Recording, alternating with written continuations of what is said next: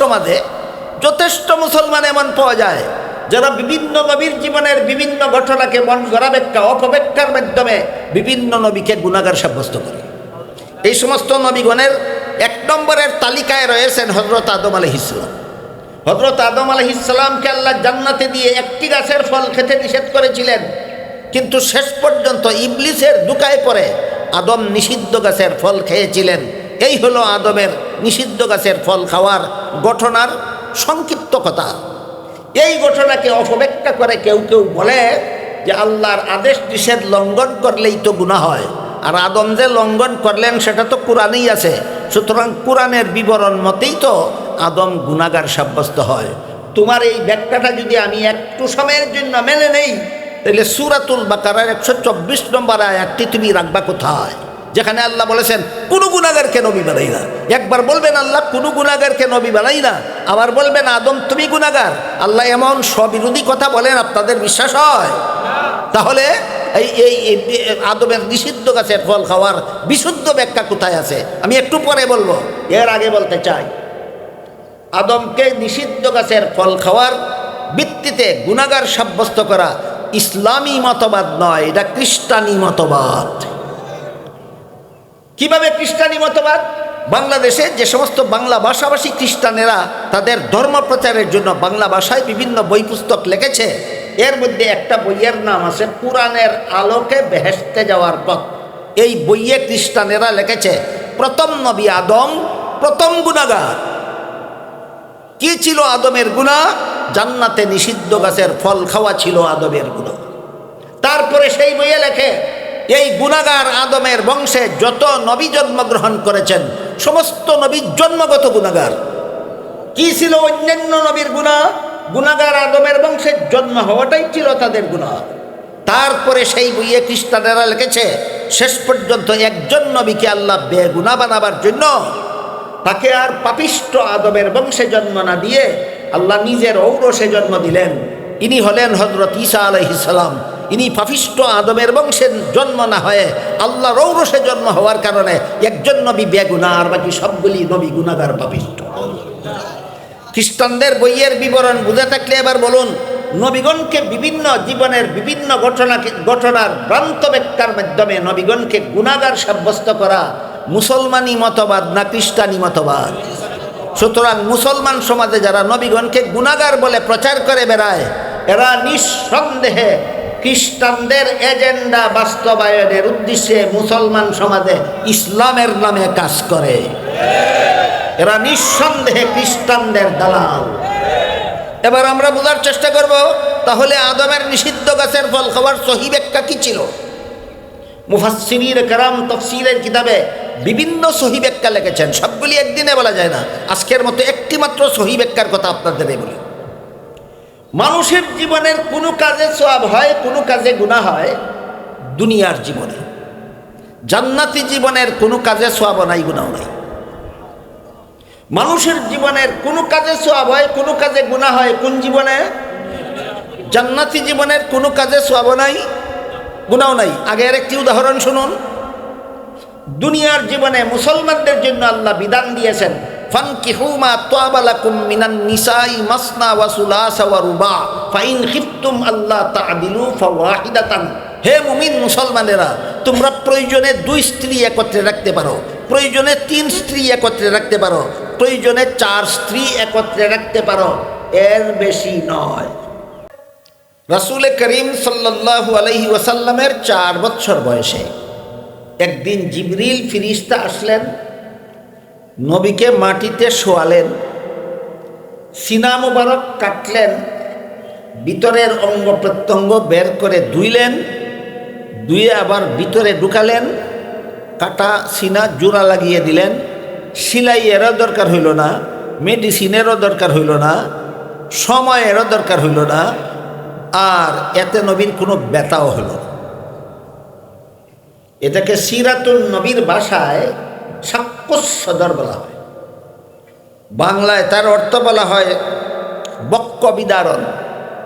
কিন্তু আমার মনে হয় সাক্ষ্য সদর শব্দটা আমাদের সাধারণ মুসলমানদের জন্য যেমন একটা কঠিন শব্দ, তেমনিভাবে বক্ষ বিদারণও এমন একটা বাংলা কঠিন শব্দ যা সকলের জন্য বোঝা সহজ নয়। তাই আমি এটাকে সহজবুদ্ধ করার জন্য বলে থাকি কুদরতি অপারেশন। আমাদের নবীর সিনা মুবারকের কুদরতি অপারেশন হয়েছিল 4 বছর বয়সে। ঘটনাটা বুঝে থাকলে বলুন, এটা কি মেডিকেটেড অপারেশন না কুদরতি অপারেশন? ঘটনাটা কি উম্মতের জন্য শরীয়তের দলিল না নবীর জন্য নবুয়তের দলিল? এইভাবে জন্ম থেকে নিয়ে ওহী নাজিলের পূর্ব পর্যন্ত দীর্ঘ 40টি বৎসরে অজস্র ঘটনা আল্লাহ ইচ্ছাকৃতভাবে ঘটিয়েছেন বিশ্ববাসীর কাছে নবুয়তের দলিল পেশ করার।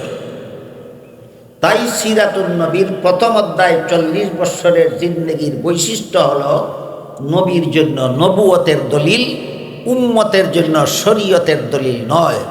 প্রথম অধ্যায়ের কোনো কর্মকাণ্ড উম্মতের জন্য ততক্ষণ পর্যন্ত অনুসরণীয় অনুকরণীয় নয় যতক্ষণ পর্যন্ত পরবর্তী 23 বৎসরের জীবন ইতিহাসের দ্বারা সমর্থিত না হয়।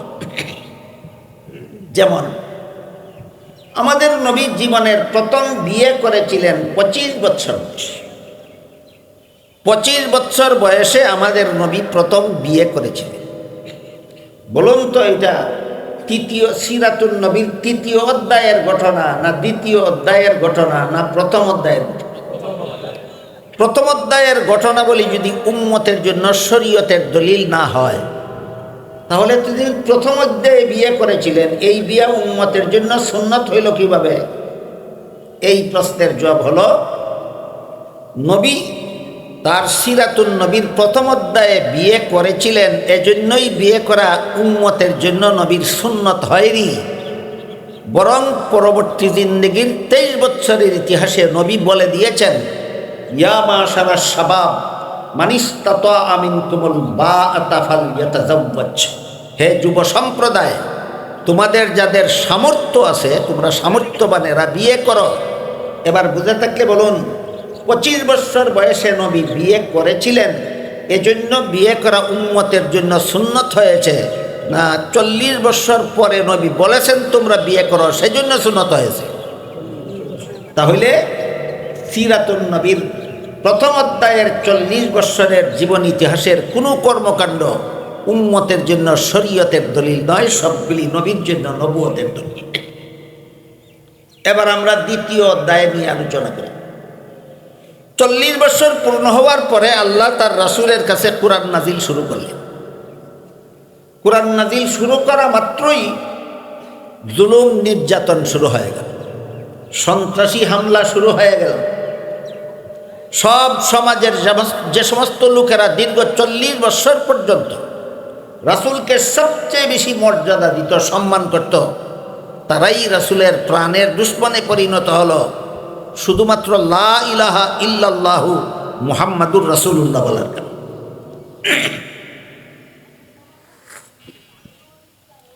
এই দীর্ঘ জুলুম নির্যাতন নীরবে সহ্য করার জন্য আল্লাহর পক্ষ থেকে নির্দেশ ছিল, তারা যতই জুলুম নির্যাতন করুক তোমরা প্রতিশোধ নেবে দূরের কথা, প্রতিবাদ করতেও যাবে না, তাদের বিরুদ্ধে টু শব্দটি করতে যাবে না, তারা একতরফাভাবে নির্যাতন করে যাবে।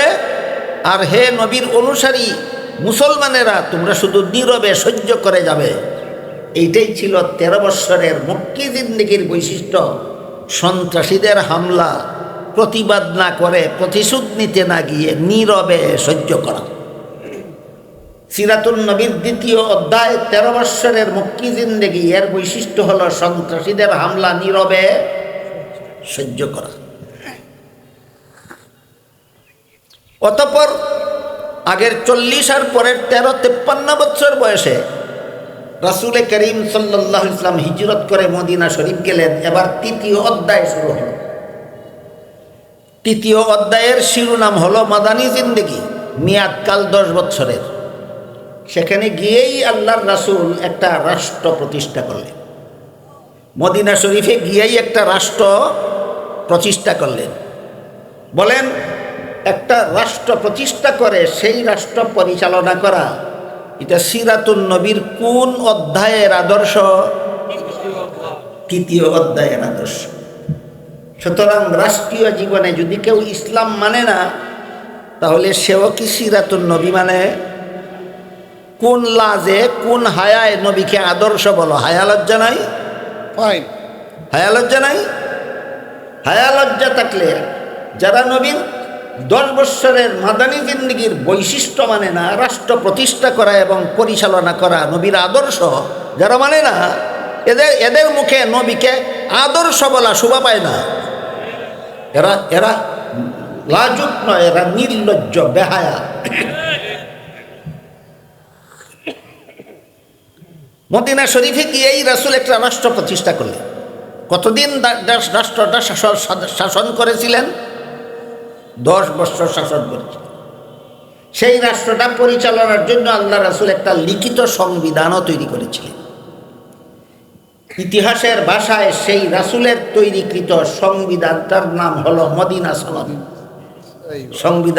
সংবিধানের নাম ছিল মদিনা সনদ।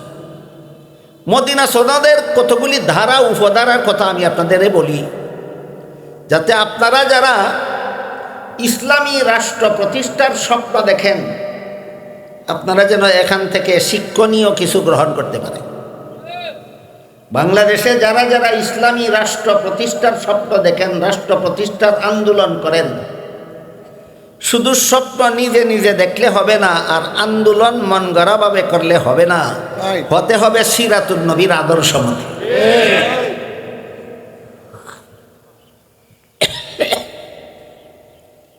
সেই মদিনা সনদে যে সমস্ত ধারা উপধারা আল্লাহর রাসূল সংযুক্ত করেছিলেন, এর মধ্যে একটা ধারায় উল্লেখ ছিল, এই রাষ্ট্রে বসবাসকারী মুসলমানেরা যেমনভাবে তাদের ইসলাম ধর্ম পালনে স্বাধীন, ঠিক তেমনিভাবে এই রাষ্ট্রে বসবাসকারী অমুসলমানেরাও তাদের ধর্ম পালনে স্বাধীন। সুতরাং একটা রাষ্ট্রে বসবাসকারী সকল ধর্মাবলম্বী আপন আপন ধর্ম পালনের স্বাধীনতা লাভের জন্য, স্বাধীনতা লাভ করার জন্য ধর্ম নিরপেক্ষতার নামে মন গড়া কোনো মতবাদের দরকার আছে না? ইসলামের মদিনা সনদ যথেষ্ট। তোমার নবী যদি তোমার আদর্শ হয়ে থাকেন, তাহলে তুমি বলবা মদিনা সনদে স্বীকৃত সকল ধর্মাবলম্বীর আপন আপন ধর্ম পালনের স্বাধীনতা। তুমি মদিনা সনদের নাম না বলে ধর্ম নিরপেক্ষতা বলো কেন? আসলেই তুমি ইসলামের পরিভাষা তোমার পছন্দসই নয়।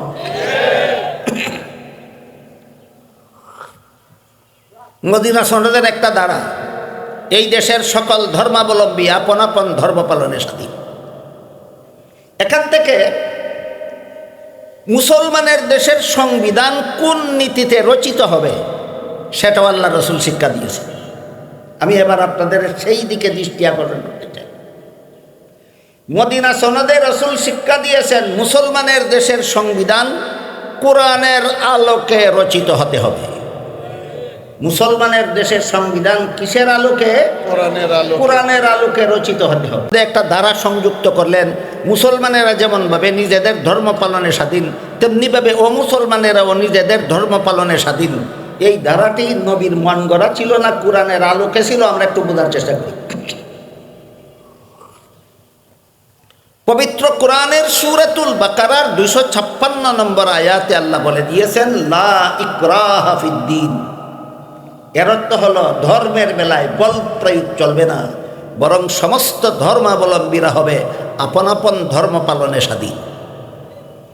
বুঝে থাকলে বলুন, পবিত্র কোরআনের সূরাতুল বাকারার 256 নম্বর আয়াতে আল্লাহ মুসলমানের দেশে বসবাসকারী সমস্ত অমুসলমানদের ধর্মীয় স্বাধীনতা ঘোষণা করেছেন কিনা? মদিনা সনদের সাথে এর কোনো সাংঘর্ষিকতা আছে না? সামঞ্জস্যশীল। সুতরাং এখানে আল্লাহ রাসূল শিক্ষা দিলেন, মুসলমানের দেশের সংবিধান রচিত হবে কোরআনের আলোকে। কোরআনের আলোকে যদি মুসলমানের দেশের সংবিধান রচিত না হয়, সেই সংবিধানের দুইটা অপূরণীয় ভুল, অসংশোধিত ভুল চিরকাল থেকে যেতে বাধ্য। 1 নম্বর ভুল, এই সংবিধান কোনো মুসলমান মেনে নিতে পারবে না। 2 নম্বর, এই সংবিধানের দ্বারা কিয়ামত পর্যন্ত দেশের জনগণের মধ্যে শান্তি প্রতিষ্ঠা সম্ভব হবে না। তাই কোরআনের আলোকে আল্লাহ রাসূলের এই সংবিধান মদিনা সনদে কোরআনেও আল্লাহ বলেছেন সমস্ত ধর্মাবলম্বীরা আপন আপন ধর্ম পালনের স্বাধীন। মদিনা সনদেও রাসূল উল্লেখ করে দিয়েছেন সমস্ত ধর্মাবলম্বীরা আপন আপন ধর্ম পালনের স্বাধীন। তাহলে মদিনা সনদ নামের সংবিধানে আর কোরআনে সাংঘর্ষিক না সামঞ্জস্যশীল? এর মাধ্যমে আমরা কি শিক্ষা পেলাম? মুসলমানের দেশের সংবিধানের ধারা উপধারা হতে হবে কোরআনের সাথে সামঞ্জস্যশীল। মুসলমানের দেশের সংবিধানের ধারা উপধারা হতে হবে কোরআনের সাথে সামঞ্জস্যশীল। এখানে আবার একটা আনুষঙ্গিক প্রশ্ন বাকি থাকে, সেটা হলো আল্লাহ কোরআনেও সমস্ত ধর্মাবলম্বীদের ধর্মীয় স্বাধীনতার স্বীকৃতি দিলেন, রাসূল তার মদিনা সনদেও সমস্ত ধর্মাবলম্বীদের ধর্মীয় স্বাধীনতার স্বীকৃতি দিলেন। তাহলে সব ধর্মই কি আল্লাহর কাছে গ্রহণযোগ্য? এই প্রশ্নটা বাকি থাকে। এই প্রশ্নের সুস্পষ্ট জবাব দিয়েছেন আল্লাহ সূরা আলে ইমরানের 85 নম্বর আয়াত। সেখানে আল্লাহ বলেছেন, মাই ইয়াবতাগি গায়রাল ইসলামি দীনান ফালান ইউকবালা মিনহু। ইসলাম ছাড়া আর কোনো ধর্মই আল্লাহর কাছে গ্রহণযোগ্য নয়। অস্পষ্ট জবাব না সুস্পষ্ট? সুস্পষ্ট। আবার নতুন প্রশ্ন জাগে। এক আয়াতে বললেন সমস্ত ধর্মাবলম্বীরা আপন আপন ধর্ম পালনে স্বাধীন, আর এক আয়াতে বললেন ইসলাম ছাড়া আর কোনো ধর্ম গ্রহণযোগ্য নয়। এবার প্রশ্ন জাগে, গ্রহণযোগ্য না হলে পালন করার স্বাধীনতা দিলেন কেন? আর পালন করার স্বাধীনতাই যদি দিলেন তাহলে গ্রহণযোগ্য হবে না কেন? এমন প্রশ্ন তো আমি এই সমস্ত প্রশ্নকারী পণ্ডিতদেরও করতে পারি। তোমরা যখন লেখাপড়া করতা, তোমরা যখন পরীক্ষা দিতা, পরীক্ষার হলে যখন প্রশ্নপত্র হাতে নিয়ে বসতা, তখন তোমরা কি সব প্রশ্নের জবাব সঠিক লিখতা না অনেক ভুলও লিখতা? তখন কি কেউ বাধা দিত? তাহলে বাধা যদি দিল না, তাহলে ভুল লেখলে ফেল করবে কেন? আর ফেইলই যদি করবে ভুল লেখছে, তাহলে বাধা দেবে না কেন? আমার প্রশ্নের যেই জবাব তোমার প্রশ্নের সেই জবাব। জবাবের সারমর্ম হলো গ্রহণযোগ্যতার কারণে বাধা দেওয়া যাবে না, নয় নিয়ম রক্ষার জন্য বাধা দেওয়া যাবে না। পরীক্ষার হলে পরীক্ষার্থী ছাত্র প্রশ্নের জবাব ভুল লেখলে বাধা দেওয়া যাবে না কেন? ভুল লেখা গ্রহণযোগ্য হওয়ার কারণে না নিয়ম রক্ষার জন্য? ঠিক তেমনিভাবে দুনিয়াতে ইসলাম ছাড়া আর কোনো ধর্ম কেউ পালন করলে বাধা দেওয়া যাবে না কেন? গ্রহণযোগ্যতার কারণে নয়, নিয়ম রক্ষার জন্য। এই সুযোগে যদি কোনো পরীক্ষার্থী ইচ্ছা মতো প্রশ্নের জবাব ভুল লেখে, তাহলে যেভাবে তার কপালে ঘোড়ার ডিম ছাড়া আর কিছু নাই, ঠিক তেমনিভাবে এই সুযোগে যদি কেউ দুনিয়াতে ইসলাম ছাড়া আর কোনো ধর্ম পালন করে, আল্লাহ বলেন ফাহুয়া ফিল আখিরাতি মিনাল খাসিরিন, পরকালে তার কপালেও জাহান্নাম ছাড়া আর কিছু নাই।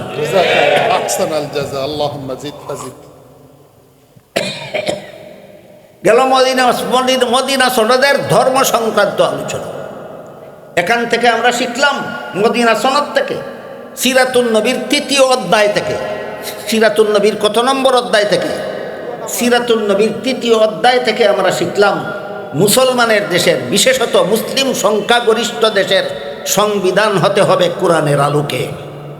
কোরআনের আলোকে সংবিধান রচিত না হলে, মানুষের মন গড়া সংবিধান রচিত হলে 2টা পরিণতি ভোগ করতে হবে। একটা হলো কোরআন বিরোধিতার মহাপাপ, একটা হলো কোরআন বিরোধিতার মহাপাপ, আর একটা হলো মানব রচিত সংবিধানের দ্বারা কিয়ামত পর্যন্ত জনগণের শান্তি হবে না। কিয়ামত পর্যন্ত জনগণের শান্তি হবে না। বুঝে থাকলে বলুন তো, সিরাতুন নবীর অধ্যায়গুলির থেকে আমাদের কিছু শিকার আছে। সেই সংবিধানে আরও উল্লেখ ছিল, মদিনা সনদে আরও উল্লেখ ছিল, যেহেতু একই দেশের নাগরিক আমরা, মুসলমানেরাও অমুসলমানেরাও, সুতরাং এই দেশে বসবাসকারী সমস্ত মুসলমান অমুসলমান নির্বিশেষে সমস্ত নাগরিকদের হতে হবে দেশপ্রেমিক। কি হতে হবে? দেশপ্রেমিক। দেশপ্রেমিক শব্দটা আজকাল একটা সস্তা শব্দে পরিণত হয়েছে। এটা সস্তা শব্দ নয়। দেশের জন্য সামান্য ক্ষতিকর কোনো কথা, সামান্য ক্ষতিকর কোনো সিদ্ধান্ত, দেশের জন্য সামান্যতম ক্ষতিকর কোনো কার্যকলাপ যে বরদাস্ত করতে পারে না, তার নাম দেশপ্রেমিক। তার নাম দেশপ্রেমিক।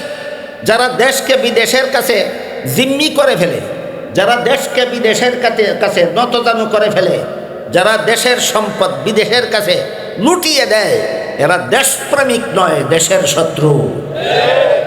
কাজেই মুসলমান হও আর অমুসলমান হও, সব নাগরিক এক প্ল্যাটফর্মে ঐক্যবদ্ধ হবে। দেশ রক্ষার ঐক্যের রূপরেখা আল্লাহর রাসূল এই দফার মধ্যে উল্লেখ করে দিয়েছেন। দেশ রক্ষার জন্য ঐক্যের রূপরেখা হবে মুসলমান অমুসলমান নির্বিশেষে সবাই দেশ রক্ষার কাজে আত্মনিয়োগ করবে, সবাইকে দেশপ্রেমিক হতে হবে।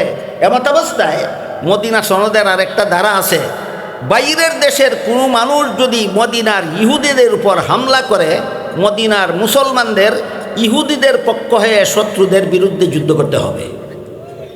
এখানে মুসলমানেরা ইহুদির পক্ষে যুদ্ধ করতে গেলে কেন, আমরা ঐক্যবদ্ধ, আমরা মদিনার মুসলমানেরা আর ইহুদিরা ঐক্যবদ্ধ। ধর্মের বেলায় ঐক্যবদ্ধ না দেশের বেলায় ঐক্যবদ্ধ? তাহলে দেশ রক্ষার ঐক্য আর ধর্ম রক্ষার ঐক্য একরকম নয়। ব্যাপারটা বুঝতে না পেরে আজকাল অনেকে জগা খিচুড়ি পাকিয়ে ফেলে, লেজে গোবরে একাকার করে ফেলে।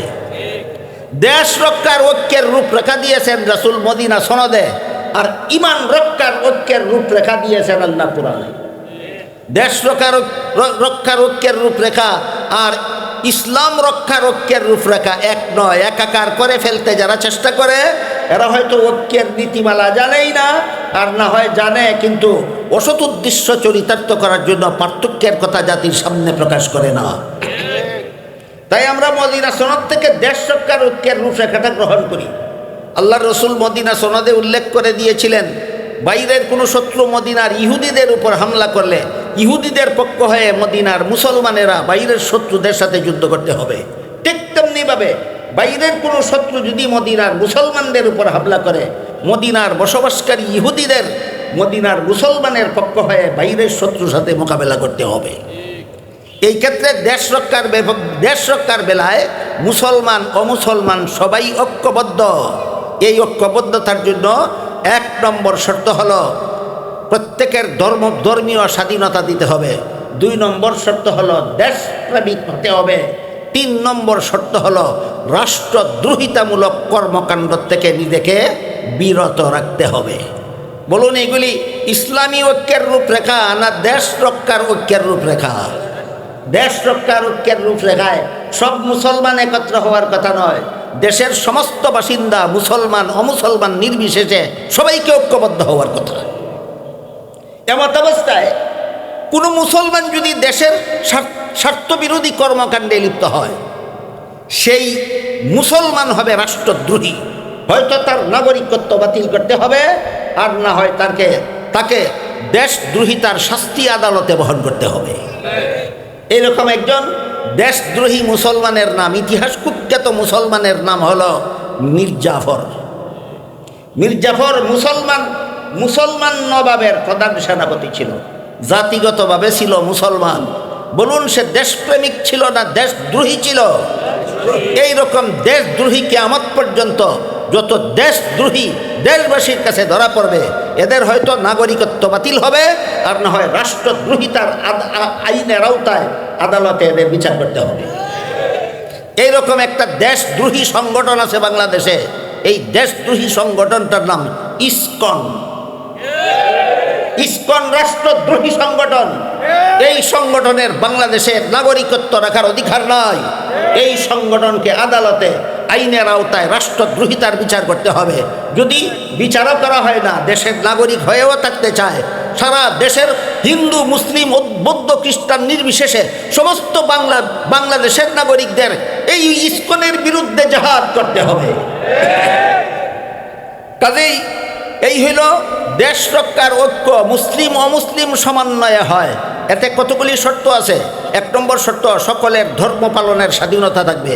2 নম্বর শর্ত, দেশপ্রেমিক হতে হবে। 3 নম্বর শর্ত, রাষ্ট্রদ্রোহিতার থেকে বিরত থাকতে হবে। এইগুলি ইসলাম রক্ষার ঐক্য না দেশ রক্ষার ঐক্য? এগুলো দেশ রক্ষার ঐক্যের রূপরেখা সবিস্তারে আল্লাহ রাসূল মদিনা সনদে উল্লেখ করে দিয়েছেন। যারা দেখার সুযোগ আছে মেহেরবানি করে দেখে নেবেন। এবার আমরা আলোচনা করব দিন রক্ষার ঐক্যের রূপরেখা। দেশ রক্ষার ঐক্যের রূপরেখার মতো নয়, দিন রক্ষার ঐক্যের রূপরেখা আলাদা।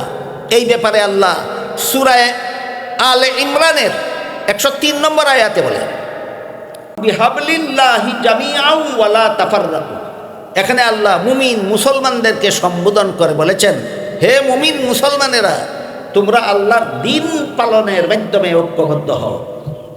হিন্দুরা আল্লাহর দিন পালনের মাধ্যমে ঐক্যবদ্ধ হওয়ার কথা বলা হয়েছে না শুধু মুসলমানেরা? মুসলমানেরা।